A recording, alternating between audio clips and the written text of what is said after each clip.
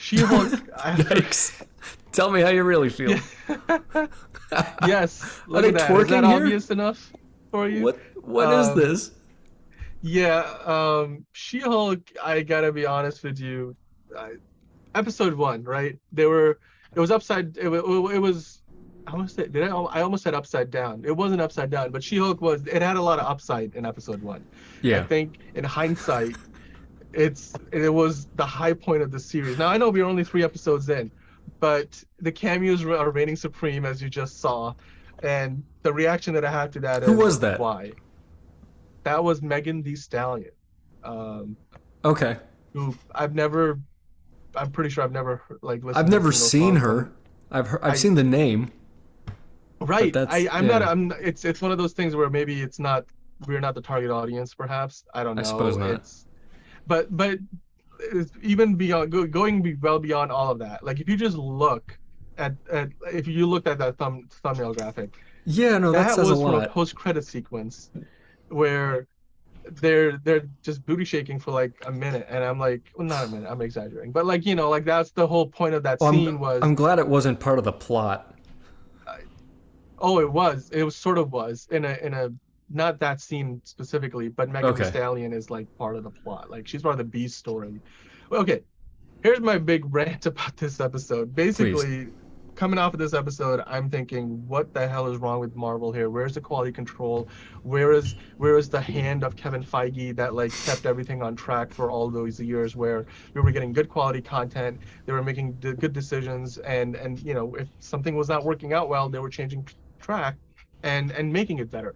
Whereas now it feels like there's no quality control. This whole show, like again, I'll put this back up on the screen just so that you can Oh, marvel at this sequence from the post credit scene, because jeez. it blew my mind. It absolutely blew my mind that they were willing to let this kind of thing just like Marvel has had a fetish for cameos in Phase 4.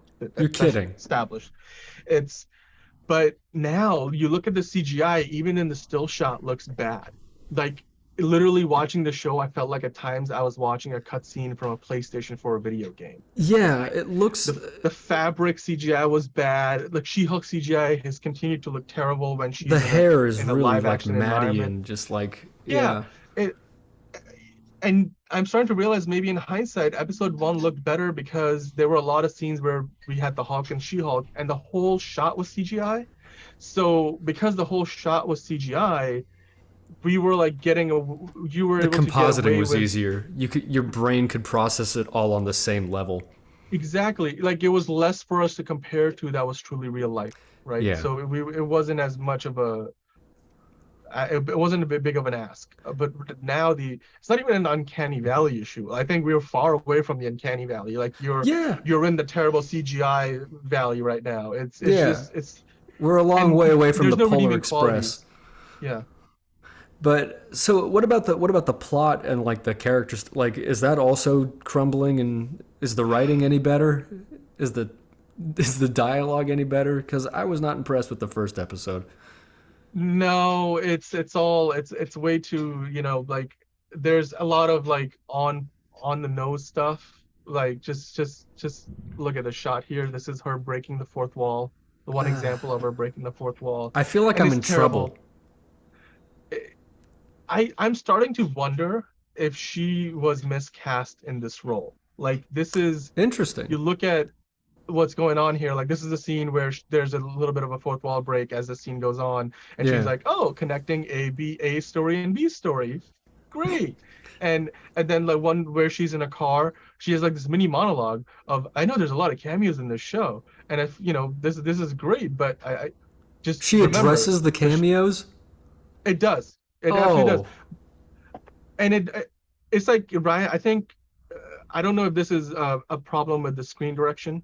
I don't know if it's a problem with bad acting, that's just a or I bad don't know if it's move. a problem with bad writing, or a combination of everything, where the Sounds like fourth it. wall breaks feel forced, Yeah. they feel tacky, Yeah. it just feels like the jokes are not landing, and then I mentioned this before we started the show, that in this show they have this like montage sequence where they go into the social media sphere and they talk, and they're this like little like mixed in voices of all social media, and like they have like all these graphics of different social media posts popping up on screen where they're talking about, oh, now where there's all kinds of female superheroes, why does a Hulk have to be female and all that, like the whole woke ideology stuff, and they just drop it in for 30 seconds and then don't address it throughout the rest of the episode. And I'm just like, why do you have to step into the mud? Just take That's the high ground. nobody is Not needed. nobody is It's above getting into the mud. It's it, like that's yeah. Everybody wants to stir the shit. It's so annoying. I'm glad you said I'm it. It's pointless. It doesn't add to the plot. It doesn't enhance the character. It doesn't make me right. respect the She-Hulk as her own thing. Like I would just love it if this could be a character who has a sense of humor about herself, who is really strong. There's so much inherently funny about that.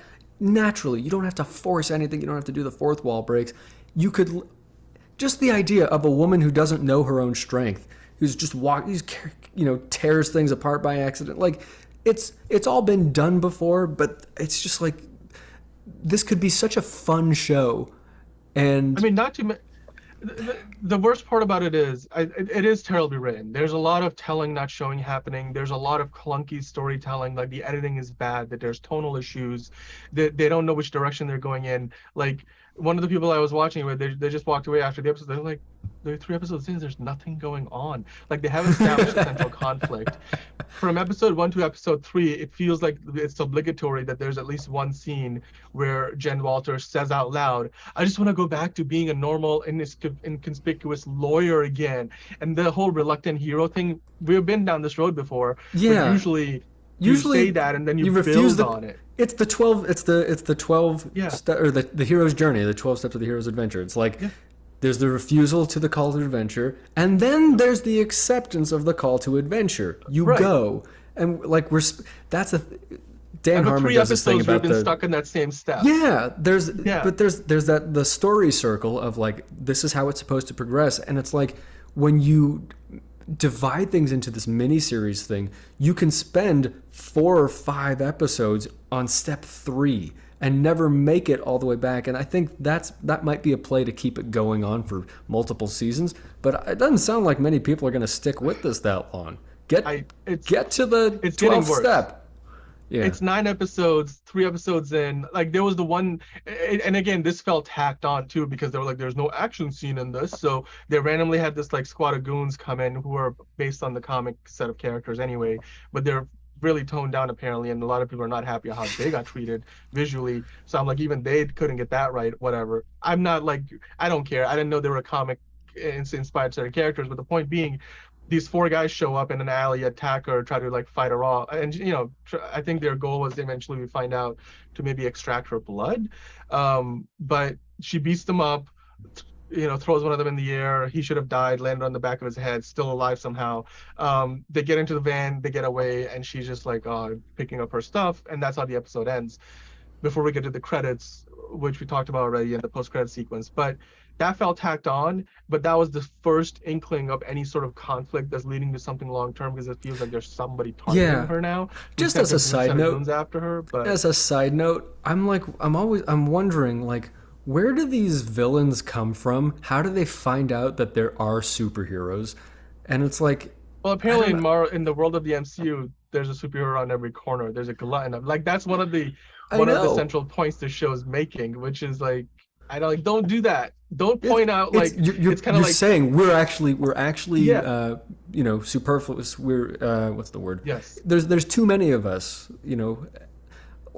I There's a don't know. great It's analogy that my brother mentioned to me yesterday, and he said this: it's like Marvel at this point with this show especially, and in Phase 4 overall, what they seem to be doing is saying, like, walking around with a stain on their shirt and saying, "Look, I've got a stain on my shirt. Isn't that hilarious? Like, I'll wash it. Like, yeah, look at me, I'm dirty. yeah, Like, it's like stop pointing to the stain on your shirt. Like, you like because it's like it's you're not being clever, and B, it's lazy. And like yeah. go get a new You shirt. messed up. Like You yeah, messed up. it's Go home. it, Change your shirt. yeah. I don't. This is like I'm gonna say it outright. this is the nadir of the MCU. This is the worst the MCU has ever been. It's lazy, it's clunkily written, the acting is bad in some spots, the CGI is absolutely terrible. Like I said, it looks like PlayStation 4, if not PlayStation 3 graphics sometimes looking at She-Hulk. Oh It's my gosh. terrible. You could tell it's hand animated. There's a lot of easing going on. I don't know if they did have To be facial fair, capture data, you know yeah, what's using going it. on. It, You do this stuff professionally. But yes. even to me, I'm just looking at it. I'm like, I've seen better. I've seen better. Yes. Well, hold on a second. If you're watching this and you somehow feel differently, let us know. If you agree, share, like, subscribe, do the whole thing. Because as the people that the content is made for, that would be you, that would be me. Like, we have a responsibility to be like, nah, I'm not going to eat that. So let's let's send a message like, we will tolerate mediocrity no more. No more, not on this show.